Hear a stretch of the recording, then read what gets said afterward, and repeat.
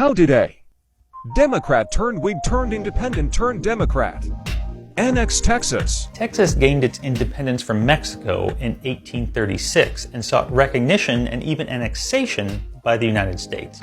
President Andrew Jackson held off doing anything in regards to Texas during the 1836 presidential election because he knew it was a political hot potato and would certainly inflame the slavery question. He would endorse and recognize Texas independence on his last day in office. His successor, Martin Van Buren, knew that touching the Texas question was akin to political suicide and rejected Texas's request for annexation. In 1843, John Tyler, former congressman, former governor of Virginia, former U.S. senator, former president pro tempore, former vice president, and current president, who began life as a Jeffersonian, became a Democrat, was elected vice president as a Whig, and was now an independent, the first vice president to ascend to the presidency, who was mockingly called His Accidency instead of His Excellency, who now sought solace in foreign affairs because both parties were so hostile to him, wanted to annex Texas.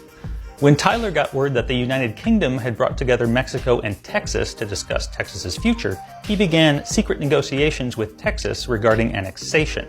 The Tyler-Texas Treaty was signed in April 1844 against the backdrop of pro-slavery forces wanting annexation, anti-slavery forces rejecting annexation, and Mexico promising war if the U.S. annexed Texas.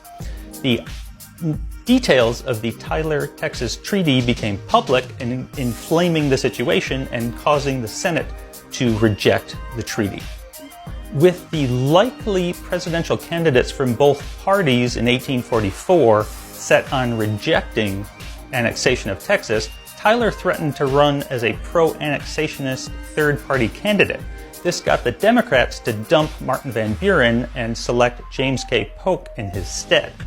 He was pro-annexationist, and Tyler dropped out of the race.